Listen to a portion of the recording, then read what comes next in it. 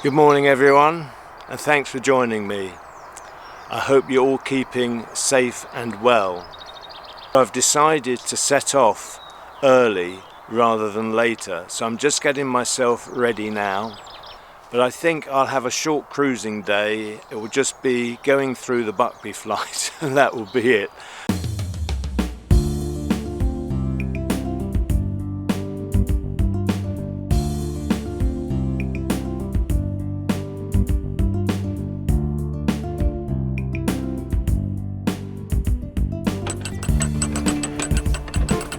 Hi, and thanks for joining me. It's going into the bottom lock now.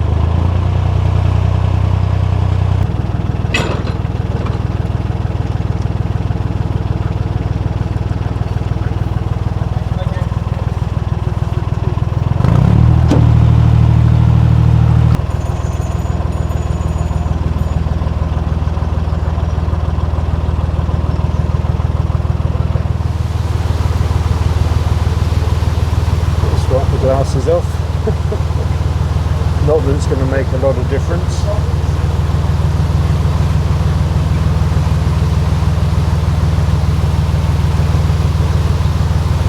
There we go. That's better. Still quite a bit of leakage behind as well. Thanks for your help. Cheers. Thanks very much. Might see you later in the week if you're around.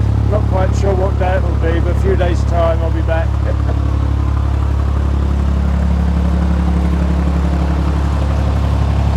So I'm just passing Wilton Marina on my right, which is where I bought my boat from. They normally have a good selection of boats, but unfortunately the owners don't leave them that well presented. Oh, it's busy here. There's boats on both sides waiting to go into the lock. Can't really see into the marina because all the cars are parked.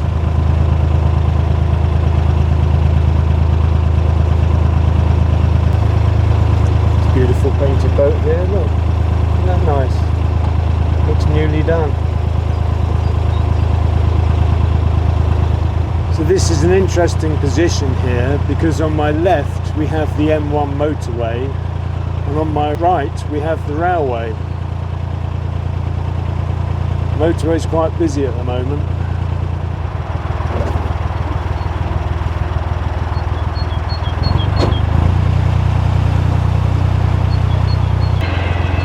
I see a bit of a gap opening up in the hedgerow on the left side, so I might stop opposite that.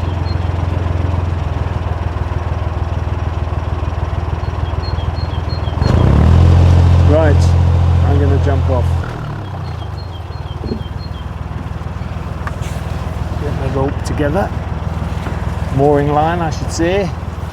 It is a rope until it becomes a mooring line.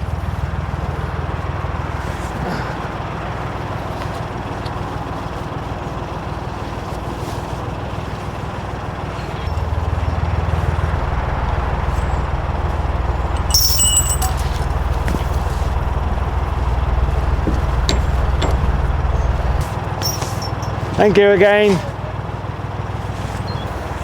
They're nice people, very helpful to me. That's much appreciated, it really was. I don't know if you can tell, but it is raining a little bit harder now. Whether it will set in or not, I don't know. But I have decided to stop here for the day. The boat is all moored up and tied off in the way I like to do it. So I'm going to dip into the cabin and I'll catch up with you very shortly. A boat has just moored behind me. Whether they're stopping for the weather or breakfast. A lot of boats do stop at this time if they've got up early just to have breakfast. And I didn't have a proper breakfast. I tend not to have a breakfast actually during the day when I'm in the marina. But when I'm going to go out cruising, I think it's a good idea to have a little something in my tummy. And I only had half a coffee, so I'm going to correct that and make another cup of coffee, sort myself out inside the boat, and then we'll have a chat. I'll let you know what's going on, or not. Catch up shortly.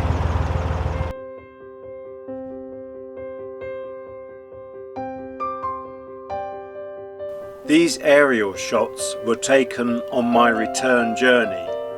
That's why the boat is facing in the wrong direction. I am, however, moored fairly close to where I did moor when I came through on the outward journey.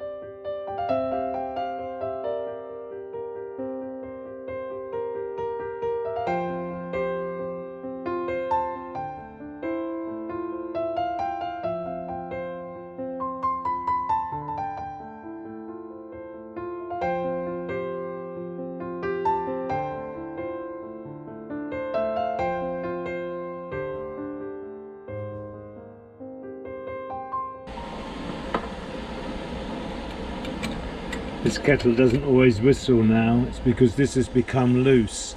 I keep sliding the bar back in here, but it doesn't seem to like to stay there. I was just about to whistle now.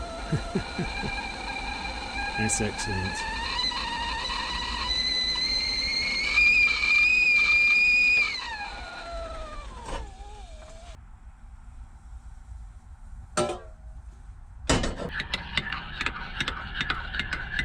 I cheated earlier.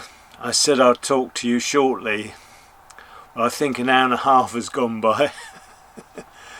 The reason for that is I decided to have a shower. I normally shower first thing in the morning, but I didn't today as I was eager to get off. And I've obviously changed as well. It's spitting. It's not raining hard or anything. It's not even much of a nuisance, but it's been pretty constant since I moored up. Now, I've got so many things to say, I can't remember what order I was going to say them in. But by now, you would have seen 2 episodes of my Easter cruise. And yesterday, which was my first day, I actually made 2 videos from that. So I did a tremendous amount of filming. And I always like to start at the end of the day, the editing, so that I know where I'm going. It makes it a lot easier for me in the long run to really work intensively, rather than do the filming and then edit it some while later. So yesterday I had the equivalent of 2 vlogs to edit. I don't do the complete editing, I just start them so that when I revisit them to do the final cut, as it were, which still takes a lot of effort, they are ready for me to do that fine tuning and add in maps or whatever else is needed. So I'm a bit behind. So today I've had a short day, which is fine. I'm out for a week, 8 days, something like that. So I'm not rushed. And if I need to travel further one day, I'll just travel for longer.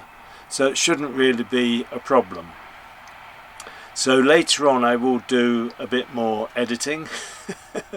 So you may not see me again today. I was going to mention bananas, because my plan originally was to sit and have breakfast including a banana.